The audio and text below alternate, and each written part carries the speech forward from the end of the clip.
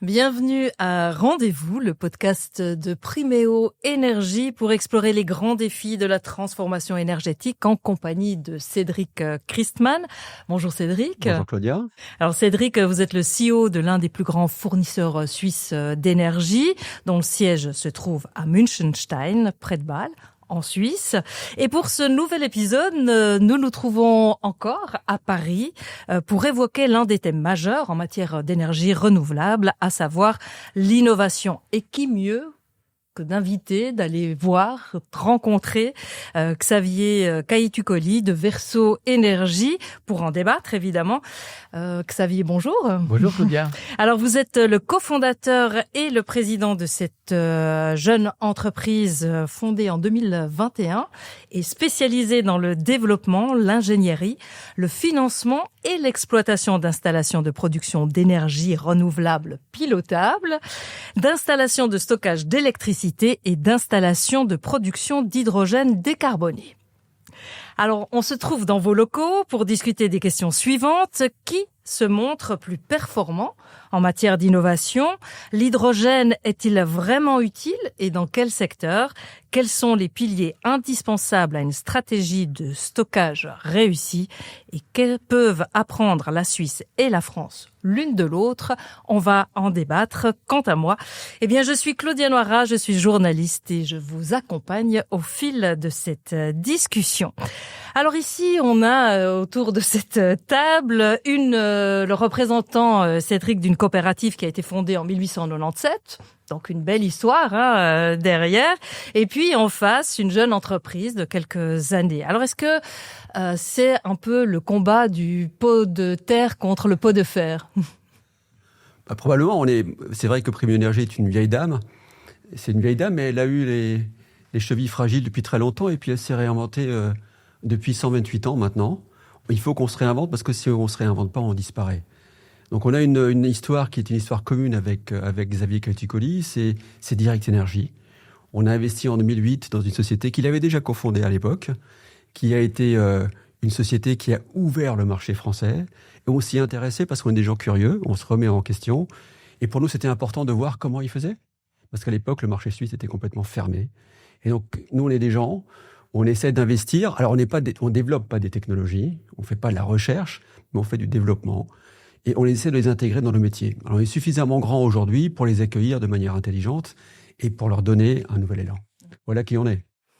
Alors Xavier, vous êtes pianiste, mélomane, donc j'ai envie de vous poser la question, quelle partition musicale joue aujourd'hui Verso Énergie en matière d'innovation? C'est une belle analogie. Parce que en la matière, c'est comme dans un orchestre, chacun est à sa place. Il n'y a pas la vieille dame et le jeune homme. Et donc chacun a son rôle en la matière. C'est pas un combat, ni le pot de terre, ni le pot de fer.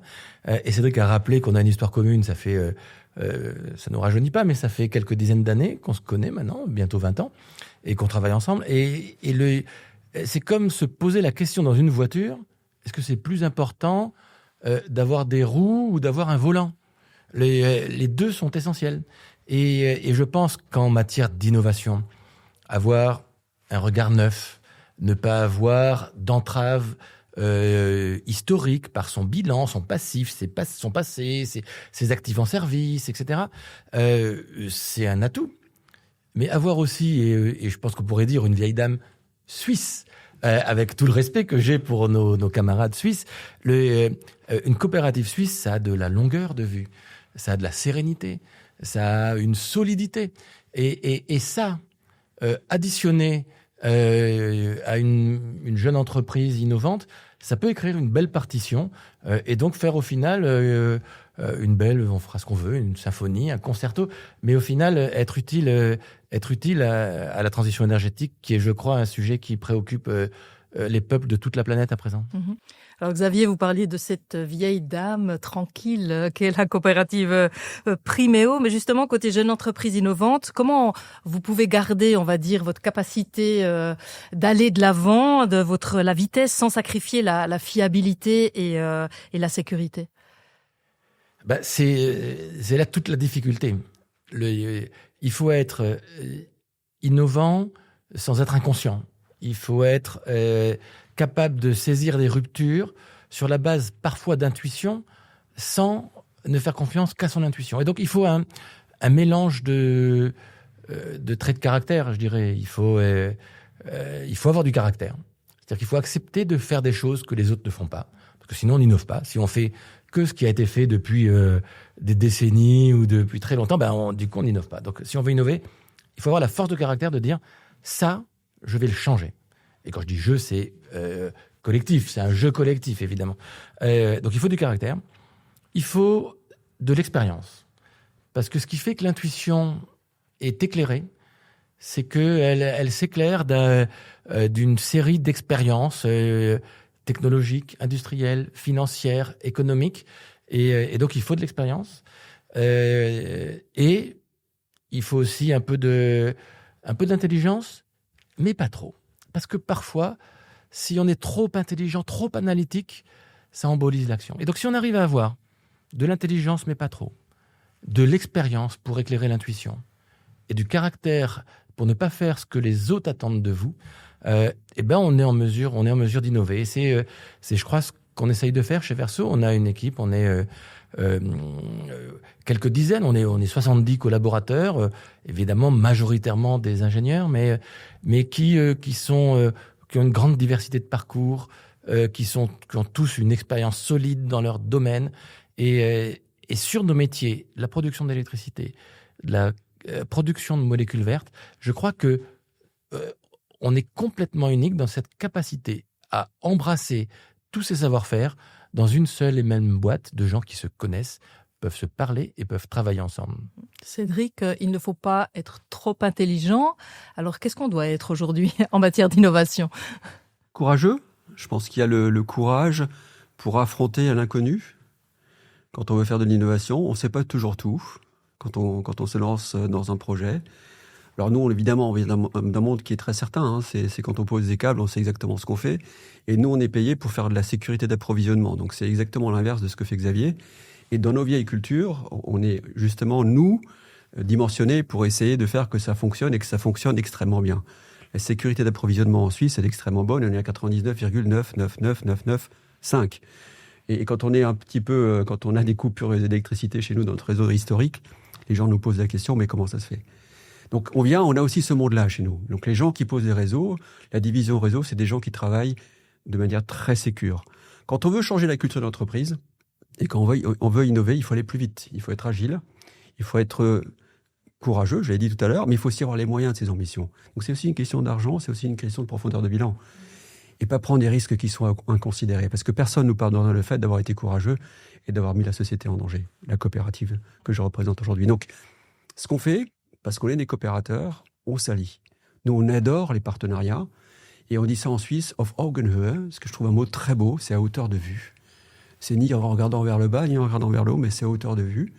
Et c'est des partenariats comme ça, je pense, avec des gens comme Verso, comme Direct Énergie ou d'autres, qui font extrêmement beaucoup, qui font beaucoup de sens. Justement, Cédric, si vous deviez maintenant lancer ensemble un projet, demain matin, ça serait quoi le premier geste que vous feriez ? Vous choisiriez un site, c'est plutôt le choix d'un client, la sécurisation d'un contrat existant, qu'est-ce que vous feriez ?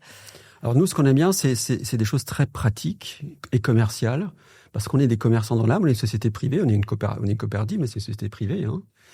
Et donc, ce qu'on essaiera de faire, si on veut faire des choses ensemble, c'est de trouver soit un industriel, soit un site avec un industriel. Donc, parce que ce sont quand même des projets qui sont commerciaux, merchant en anglais. C'est d'avoir une sécurité qui nous permette de faire de l'investissement sûr. Mais on prendra la responsabilité qu'il faut aussi. Il y a des projets que Xavier développe, il y a des projets qu'on garde nous, et ce sont des sites de production qui sont à décarboner. Et il faudra qu'on décarbone une partie de ces vieux sites de production européens. On est un vieux continent où il y a encore beaucoup d'industries à décarboner et il faut qu'on fasse notre part. Sinon, ça ne se fera plus en Europe, ça se fera ailleurs. Et donc, c'est extrêmement important d'apporter notre pierre. Et en tant que coopérative, on a été créé par des industriels. On se sent responsable d'avoir aussi des investissements dans ce domaine-là. L'investissement que propose Xavier, il a deux avantages. Il décarbone pas que l'industrie, mais il permet aussi d'avoir du stockage d'électricité. On y reviendra encore plus précisément. Xavier, si vous voulez rebondir sur ce que dit Cédric, justement, un projet demain matin, ce serait quoi ? Déjà, si c'est possible, c'est qu'on se fait confiance. Quand on doit s'allier avec des gens différents, et c'est ce qu'on disait tout à l'heure, je retourne sur la coopérative et la jeune entreprise innovante, parce qu'une coopérative, c'est innovant aussi.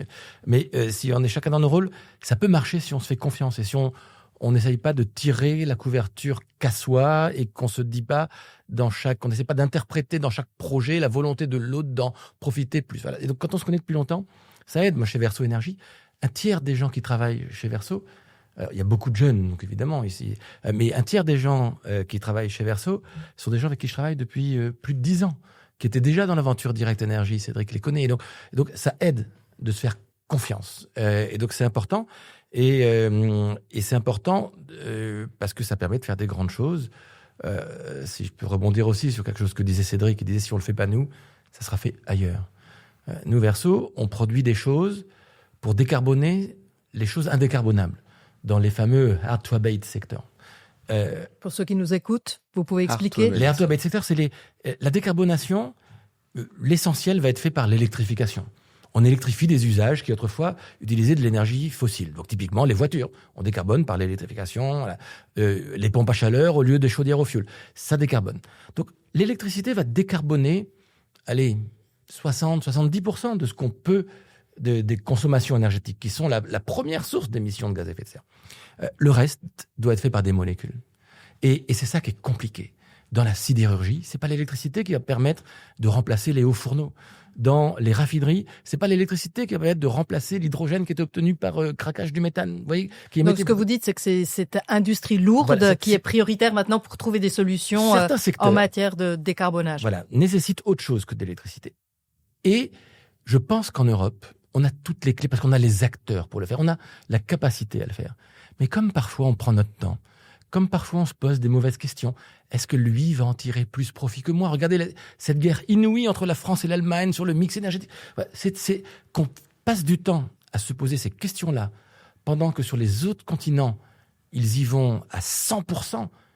Les Chinois ne nous attendent pas. Ils décarbonent à une vitesse inouïe. Les émissions de CO2 en Chine baissent. Donc, si nous ne le faisons pas, et Cédric a raison, ça sera fait ailleurs. Et donc, c'est essentiel qu'on soit capable de faire des projets ensemble. Et moi, si Cédric, demain, me dit, mais sur n'importe quel projet, Xavier, je pense que toi plus moi, on peut faire quelque chose de bien, tout de suite, j'arrive. Et tout de suite, on travaille, on réfléchit et on trouvera quelque chose. Alors peut-être qu'on s'arrête sur cette décarbonation par hydrogène. La question se pose, où c'est que l'hydrogène s'impose aujourd'hui? Vous parliez de l'industrie lourde. Récemment, Verso Énergie s'est allié à la sidérurgie allemande. C'est vraiment dans cette direction-là qu'il faut travailler? Oui, je pense que l'hydrogène, qui est une toute petite molécule, qui est difficile à transporter, qui a une densité énergétique considérable, ne sert à rien dans les secteurs que l'électricité peut décarboner. Donc, notamment parce que ça a une faible rentabilité. Parce que c'est compliqué à transporter, parce qu'il faut. Voilà, donc du coup, ça marche pas. En revanche, merci de le signaler. On est très fiers. On vient de signer un contrat d'achat ferme d'hydrogène sur 10 ans avec un sidérurgiste allemand qui s'appelle SHS et qui va être l'un des premiers hauts fourneaux qui va être transformé en site de production d'acier vert. On appelle ça un DRI, mais je vous passe site de production d'acier vert. Et le premier fournisseur d'hydrogène de cette sidérurgie, ça va être Verso Énergie. Donc là, ils n'ont pas d'autre choix que d'acheter de l'hydrogène vert. Et donc, oui, dans ce type de secteur, sidérurgie, chimie, raffinerie, oui, il y a besoin d'hydrogène décarboné près des sites de production. Vous voulez réagir, Cédric? Je pense qu'en étant situé à Bâle, où on connaît bien la pharma, on connaît bien la chimie, oui. J'imagine que ça vous parle. Il y a 2 points. Quand vous avez présenté en fait Verso Énergie, on parlait d'énergie pilotable. Donc on vient d'un monde d'énergie pilotable et extrêmement dense vers un monde d'énergie peu pilotable, le soleil, l'éolien, l'eau, à un monde d'énergie peu dense aussi. Et donc, dans ce nouveau mix énergétique, il faudra quand même garder de l'énergie pilotable et dense. Et là, l'hydrogène fait beaucoup de sens. Et peut-être pour avoir quelques chiffres, vous savez, j'aime bien les chiffres, pour mesurer la différence entre la Suisse et la France. La France, c'est 380 TWh de gaz en 2023. La Suisse, c'est 30 TWh. Donc, la France, c'est 12 fois la Suisse. Donc, pour décarboner la France, il faudra beaucoup plus de moyens beaucoup plus d'innovation qu'en Suisse. L'Allemagne, c'est 2,5 fois à peu près, c'est 835 TWh. Donc, ces deux vieilles nations industrielles européennes, pour les décarboner, il faudra beaucoup, beaucoup d'efforts et beaucoup de moyens. Donc c'est là où il faudra qu'on joue notre rôle. Et nous, on est prêt à investir, alors de manière mesurée, parce qu'on n'a pas les moyens illimités, mais il faut qu'on puisse apporter notre pierre à l'édifice en France et en Suisse. Mais ça veut dire quoi? Quelles conditions, en fait, il faut mettre en place pour qu'un écosystème hydrogène fonctionne? Est-ce que la Suisse peut être un hub d'hydrogène en Europe? On n'y croit pas vraiment, nous. On pense qu'il y a un pipe qui va arriver, qui est en train d'être mis en place par GRT Gaz, qui est l'opérateur, en fait, des réseaux de gaz en France, qui arrive quasiment jusqu'à Bâle, pas très loin, juste à côté, du côté français. Et donc, ce sera probablement une nation de transit, comme c'est le cas déjà aujourd'hui pour le gaz naturel. Donc nous, on veut se mettre, en fait, on veut comprendre comment ça marche. Xavier disait que c'était difficile à transporter, mais un pipe dédié pour l'hydrogène vert, ça fonctionne. On veut comprendre comment est-ce que les clients arrivent à intégrer l'hydrogène dans leur processus industriel. Et il y aura probablement aussi une part peut-être, de pompe à chaleur haute température. Et ce sera le mix qui va faire que ça fonctionne. Et puis, il y aura un enjeu économique. Qu'est-ce qui coûte moins cher? Parce que pour que les industriels restent, il faut que ce soit payable. Sinon, on va perdre la chimie, la pharma et beaucoup, beaucoup d'autres industries. Et ça, c'est pour nous quelque chose qui n'est pas pensable. Alors Xavier, c'est peut-être justement là que le bas blesse, parce que d'aucuns disent que l'hydrogène ou ces technologies-là aura besoin d'infrastructures coûteuses, des contraintes techniques. On a besoin d'un transport et d'un stockage dédié. Ça risque de freiner beaucoup le développement. Alors sur l'hydrogène, molécule utilisable directement dans les process, vous avez raison. C'est pour ça que nous, on construit des sites de production collés aux sites de consommation d'hydrogène. Typiquement, pour la centrale, pour le site de SHS, notre site de production va être à côté, à quelques dizaines de kilomètres, moins de 20 kilomètres. Maintenant, l'hydrogène peut s'utiliser autrement. Chez Verso Énergie, notre finalité, c'est de produire des molécules vertes qui soient en plus transportables, stockables, et qui aient tout l'avantage qu'on trouvait dans les énergies fossiles, le pétrole en l'occurrence. Et donc, ce qu'on synthétise avec de l'hydrogène, en le combinant avec le carbone qu'on trouve dans le CO2, on synthétise une chaîne carbonée, excusez-moi de ce mot de chimie organique, mais qui a les mêmes propriétés que le kérosène. On peut créer du kérosène de synthèse. Et on parlait de hard to abate sector. Le transport aérien, on va mettre des batteries. Ça pèse trop lourd. Il n'y aura pas d'avion électrique. Ça n'existe pas. Sauf des petits ULM. Il y a quelques modèles qui sont actuellement... Mais on va pas faire... D'ailleurs, en Suisse, on est assez pionnier dans ce sens-là. Oui, mais je ne pense pas qu'on fera traverser à plusieurs centaines de passagers la moitié du globe. On ne va pas faire des Paris-Tokyo. Par contre, les vols internes, ça pourrait être une solution électrique. Peut-être, mais je pense que ça sera quand même assez limité. Il y a une flotte d'appareils qui existe. Et avec du carburant de synthèse, ou du carburant durable, on peut faire voler les appareils sans les changer. Et donc, c'est ce que nous proposons. Nous avons un site de production qui est en projet, qui est à Rouen, et qui prévoit de produire de l'hydrogène, de capter du CO2 dans la cheminée d'une chaudière, d'un papetier, et de combiner ce CO2 avec de l'hydrogène pour, à la fin, produire du kérosène qui sera complètement vert et décarboné. Et donc, là, à ce moment-là, on répond à toute l'équation. On ne change pas l'infrastructure, l'avion reste le même, on y met le même carburant, sauf qu'au lieu d'avoir passé des millions d'années dans le sous-sol, il a été produit localement avec de l'électricité complètement décarbonée. Voilà, c'est là qu'on a des synergies, hein, parce que nous, on fait beaucoup en fait, de chauffage à distance avec des centrales à biomasse, ce qu'on appelle en fait du CO2 biogénique. Et pour réutiliser ce CO2, pour faire en fait des carburants de synthèse, c'est une manière assez naturelle de se marier entre quelqu'un qui fait de la molécule verte et quelqu'un qui produit en fait de la chaleur. Et c'est vrai aussi pour l'industriel. Donc toutes les plaques industrielles dont on parle régulièrement, il y en a beaucoup en France. Hein. On parlait de Rouen, mais il y a probablement Pont-sur-Claye, il y a probablement aussi le nord de la France, autour du Havre. Il y a les vieux bassins miniers, il y a l'Alsace, le port autonome de Strasbourg. Ce sont des gisements de CO2, des gisements de chaleur fatale qu'il faudra utiliser pour faire autre chose. Par exemple, justement, la molécule verte. Alors, Pour boucler la boucle, j'ai envie de dire, si maintenant on regarde un peu le cadre politique et administratif autour de toute cette question, Cédric, si vous aviez 3 mesures à effet rapide pour accélérer en fait les projets décentralisés de stockage, ça serait lesquels? Alors c'est un sujet qui est compliqué parce que nous, on peut pas construire les infrastructures contre les gens. Et donc, on essaie de créer, nous, le consensus autour de ce qu'on fait. On investit énormément, on essaie d'investir, par exemple, dans l'éolien en Suisse. On a du mal à le faire. Mais on ne pourra pas le faire contre les gens. Et en plus, en tant que coopérative, on aura du mal.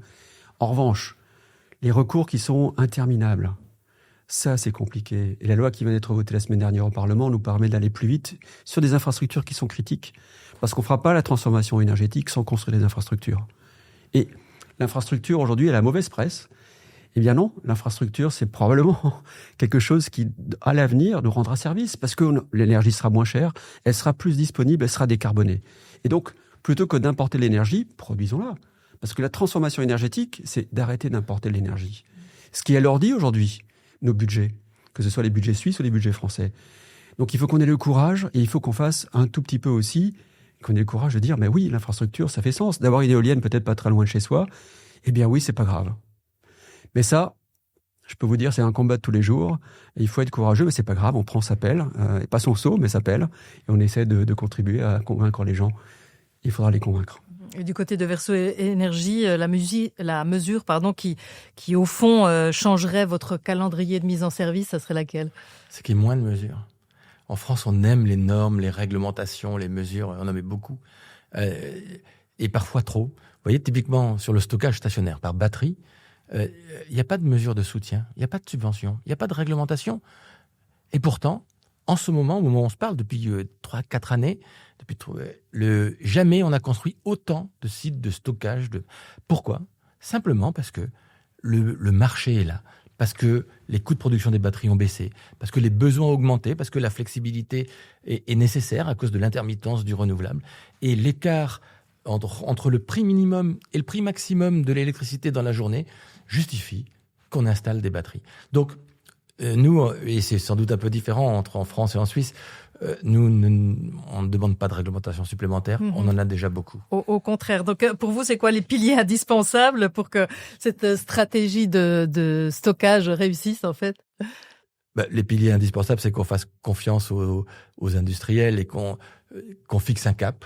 Ça, le rôle des pouvoirs publics en Europe et au niveau national, c'est de fixer un cap.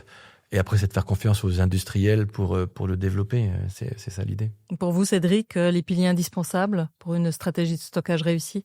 Créer le cadre, ce que disait Xavier, avoir les bons impulsions de prix.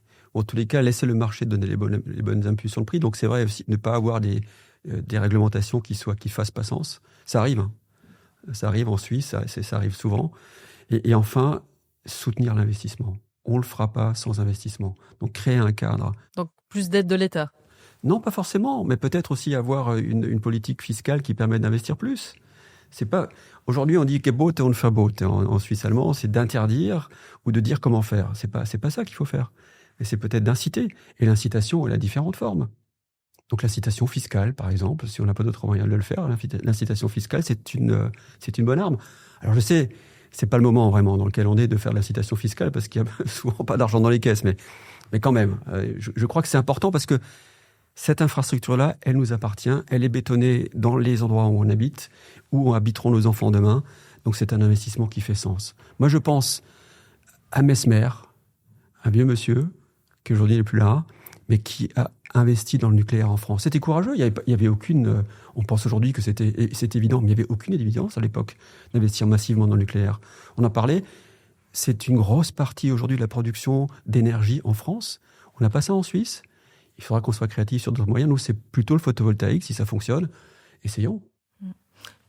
Juste pour terminer, Xavier, est-ce que la France peut apprendre quelque chose de la Suisse en matière énergétique ? Alors, je n'avais pas préparé cette question, mais merci de me la poser. Oui, parce que l'énergie, c'est un sujet qui est éminemment industriel. C'est pas un sujet qui supporte les idéologies. Et en France, on aime les idées, on aime les idéologies. Et en Suisse, non. En Suisse, on est pragmatique. En Suisse, on teste, on fait ce qui marche. Voilà. Et donc, si l'esprit suisse, le pragmatisme suisse, pouvait infuser et qu'on se rende compte qu'en France, en matière d'énergie, pour nous décarboner, on a besoin de nucléaire, mais on a aussi besoin de renouvelables. Et qu'on peut aimer le renouvelable et aimer le nucléaire, qu'on peut aimer le nucléaire et aimer le renouvelable, qu'on peut, avec ces molécules, avec ces électrons, faire de l'hydrogène, des carburants de synthèse, et se dire que tout ça va permettre au monde de se décarboner, eh ben c'est très bien. Et donc le pragmatisme suisse, oui, importez-le chez nous. Et à l'inverse, la Suisse, que peut-elle apprendre de la France ? D'abord, je pense que si en fait l'électricité c'est l'énergie de demain, c'est une énergie qui se transporte pas par bateau, qui se transporte pas par camion citerne, et donc on peut pas la transporter sur de longues distances. Et du coup, le voisin est plus important que le voisin lointain. Et si on veut tirer des fils, on tire des fils avec les voisins. Et donc le voisin qui est l'Allemagne, la France et l'Italie, ça va être nos alliés naturels. Et donc il faut que la Suisse s'ouvre sur ses voisins. On a 41 connexions haute tension avec l'Europe. Moi, j'aimerais bien en construire une 42e. Alors pour l'instant, j'ai du mal à le faire, mais j'adorerais. Donc j'essaie de convaincre RTE et Swissgrid, qui sont les opérateurs en fait des lignes haute tension, pour leur dire faisons une 42e ligne. Ayons plus de connexions avec nos voisins. Donc pourquoi ? Parce que la France peut être exportatrice d'énergie électrique. Et comme nous, on a un petit déficit en hiver, peut-être qu'on pourra en importer de chez eux. Alors, on va rester avec cette question ouverte. On verra bien si on pourra y répondre à l'avenir. Xavier, Cédric, merci pour cette discussion. Merci, Claudia. Et merci aussi à vous, chères auditrices et auditeurs. Ce podcast est disponible évidemment sur toutes les plateformes où se trouvent des podcasts. Alors n'hésitez pas à vous abonner. Vous pouvez non seulement l'entendre, l'écouter, mais vous pouvez également le voir sur le canal YouTube de Primeo Énergie. Et si vous voulez en savoir encore davantage, eh bien rendez-vous sur www.primeo-energie.ch/podcast. Quant à moi, eh bien, je vous dis à tout bientôt. Au revoir. À bientôt, au revoir.